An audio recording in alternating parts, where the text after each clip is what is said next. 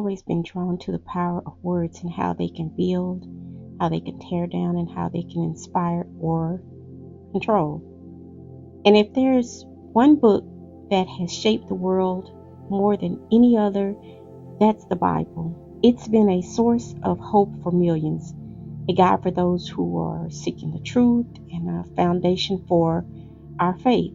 But at the same time, history has shown us how it can also be misused, how it can be twisted and distorted and capitalized on to serve wrong intention, to serve people who have the wrong intentions and thoughts and deeds by using the words. This isn't a new struggle. It's not something that has just popped up. It's been going on for years. It's an age-old battle that those who seek to live by God's words and those who try to manipulate it for their own purpose.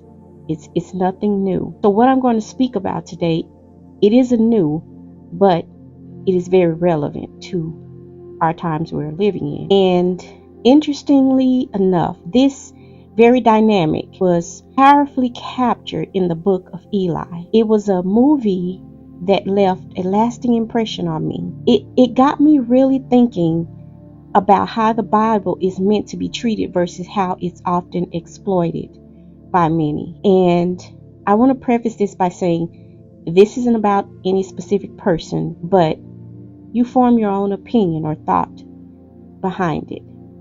Use wisdom and use discernment going forward. So let's talk about it. Let's talk about what happens when the Word of God is used for power instead of purpose. When the Word of God is used for tearing down instead of building up. When the Word of God is used for oppression rather than lifting people up and out. How we see this play out in Scripture, in history, and again, even right now in modern times that we live in. And let's also explore what it means to truly treasure and live by the Word just as it's actually meant to be. Because this world that we live in has always struggled with power. Who holds it? Who craves it? How it will be distributed? How it's wielded? For centuries, people have looked to something greater than themselves for guidance, for truth, and for their anchor, for their faith. They have looked to the Word of God and the people who deliver that Word. But what happens when the anchor becomes a tool in the hands of the ambitious, in the hands of the powerful, in the hands of those who want to use it and twist it for harm? In every era, there are those who seek to understand, protect, and live by the truth, and others who see it as a means to control. These two paths couldn't be more different, yet they often cross, and they ignite a spark of conflict that shapes the course of history, and humanity. Take a moment to imagine this struggle not on the grand stage of nations, but in the hearts of just basic individual people. A weary traveler walking with purpose, guarding a treasure of unspeakable value. A man of ambition, desperate to seize it, convinced that it will secure his dominion over others. The stakes, yes, they are high. Higher than either could actually fully grasp. What if it's a lesson for today? Stay with me now, because this isn't just about ancient conflicts again and fictional tales and fairy tales. It's about something that is actually timeless. It's very sacred, and it's something that has the power to transform or destroy depending on how it's used, and that is the Word. So let's step in it right now on today as I talk about this, and then we will pray. The Bible is often referred to as a double-edged sword, able to cut through the deepest truths of life. But that sword it's not meant to be wielded to harm. It's not meant to be wielded to control, to manipulate others, and it's definitely not for personal gain. But unfortunately, history and even our present world is filled with examples of people twisting Scripture to serve their own very agendas. And it's a egregious, grave misuse of God's Word, which is intended to guide us. It's intended to grow us, to transform us, to comfort and to heal us. But today we're going to draw in and explore this through Scripture and show you with two paralleling individuals, and it's starting with this movie the Book of Eli. And in this movie was a star Denzel Washington. And I ask you all to definitely, if any way possible, get this movie and see it, watch it, and pay close attention. In this book, Denzel Washington, it serves as a cautionary tale about the misuse and proper reverence for the Bible. In the Book of Eli, Denzel Washington's character, Eli, he's entrusted with the last known Bible in a post-apocalyptic world. Big word. Throughout the movie, Eli is not driven by greed. He's not driven by fame. He's not driven by likes. He's not driven by followers. He's not driven by control. But Eli is driven by a God-given mission at all costs to protect the sacred text of the Bible and deliver it to a place where it can be used for good. Now, the contrasting here is this other character, and his name is Carnegie. Carnegie is a powerful, hungry tyrant. In other words, again, he's a power-hungry tyrant. And Carnegie is desperate to obtain the Bible, not because he values its spiritual message, because he sees it as a tool, actually, to manipulate and to control. Carnegie's belief is that the Bible's words can be weaponized to influence people. In other words, bending their will to his authority. Let me say that again. Carnegie's belief is that the Bible's words can be weaponized to influence people, bending their will to his words. Now, this contrast between Eli and Carnegie, it encapsulates the tension between honoring God's word and abusing it, just as I was speaking of before. Now, this theme resonates deeply with the warnings in Scripture, 2 Corinthians 2:17, where Paul speaks about those who peddle the word of God for profit. The Bible was never meant to be sold. It wasn't meant to be bartered or used as a means to control people. Now, Carnegie, on the other hand, his obsession with the Bible represented what happens when the Word of God becomes a pawn in a larger game of power, influence, taking over people for their own selfish needs. In other words, his needs, his wants, and his desire to control them. His views of the Bible as a tool for his agenda only, not as a life-giving, liberating truth it was meant to be. Now, Carnegie mirrors those in history who have misused Scripture to justify oppression, societal injustices, and also wars. Stay with me now. And Carnegie's action remind us of the Pharisees in Matthew 23, when Jesus said, "Tie up heavy burdens and lay them on people's shoulders," while they themselves refused to live by the word principle. You remember those people in the Bible. And if you don't, go back and research the Pharisees. Now, Eli, on the other hand, he serves as a powerful example of what it means to treasure God's word. He put God's word in his heart. He put it in his memory. He treats the Bible with reverence, and he understood the sacred purpose of the Bible, the word of God. Now, this part aligns with Psalms 119, 105, where it says, "Your word is a lamp to my feet and a light to my path." Eli allows the Bible to guide him even when the journey is dangerous, and it gets very dangerous, very, very dangerous in this movie. But no matter how dangerous it got, Eli never sought to exploit the word of God, because his overall mission is not rooted in personal ambition, but his mission again was rooted in the obedience to God, his faith in God. And his commitment demonstrates what it means to use the word as a source of life and hope, not as a tool for control or for gain or power. The Bible calls us to approach Scripture with humility and integrity. All Scripture is God-breathed and is useful for teaching, rebuking, correcting, and training in righteousness, so that the servant of God may be thoroughly equipped for every good work.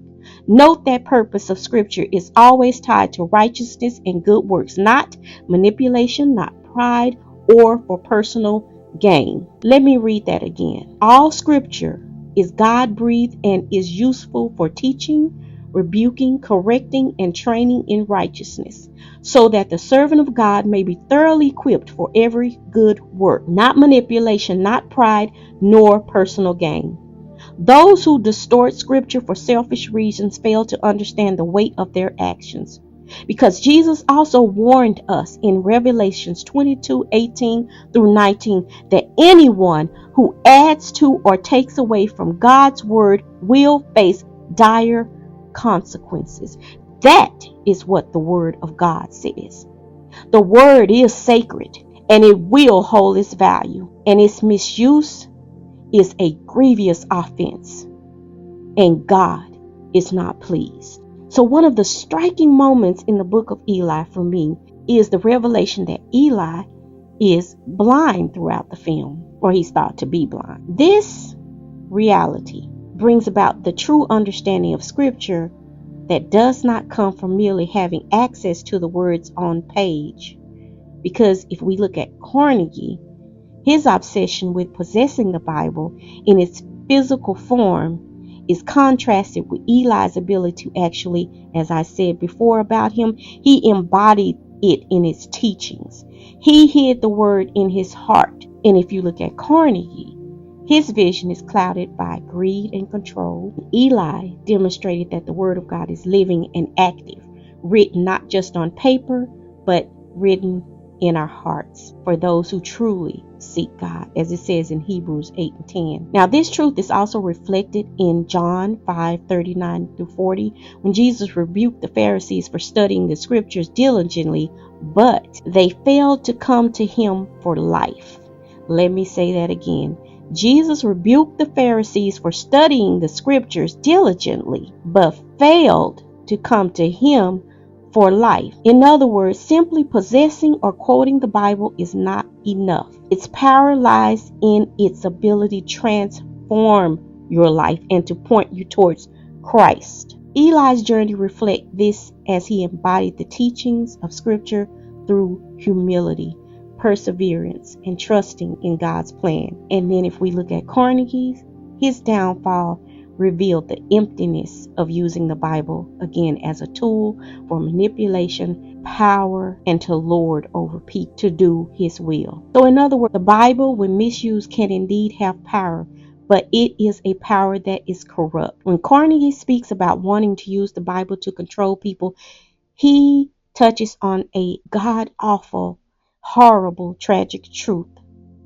The word of God has often been twisted by those empowered to justify their actions that are completely wrong and goes against the message of love, grace, and justice. Slave colonization and religious persecution have all been justified by distorted interpretations of scripture. If you look at Carnegie again, his character is a stark reminder of the damage that can be done when the Bible is used for anything other than its intended purpose. Ultimately, what I need you to see is the Book of Eli reminds us that true power of scripture is not found in controlling others, but in transforming our own selves, looking in the mirror and seeing you, looking to God so that you can be transformed from the inside out. Eli's journey is one of obedience, faith, and humility, just as ours should be. Eli understood that the Bible was not a weapon to be wielded, but a treasure to guard and to share for the glory of God. So as believers, we are called to follow this character's example as the true characters in the Bible, the true people that we look to in the Bible as examples, that were living examples by handling scripture with reverence and integrity. In James 1:22, it tells us and it challenges us to be not just hearers of the word only, but to be a doer, emphasizing on this scripture that we must shape our lives rather than to serve our own agendas. So I ask you to ask yourself, how are you approaching the Bible on today?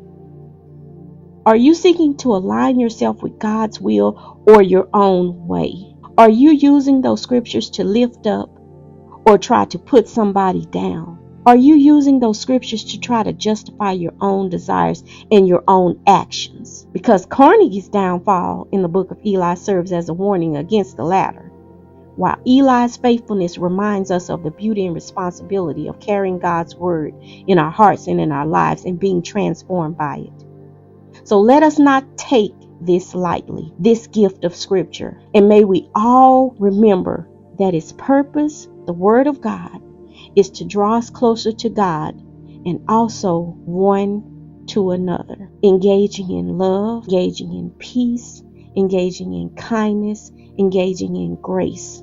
Because again, we are all a people who are created by God, the creator of all things, created in God's image. One people, humanity, one people. Let us pray.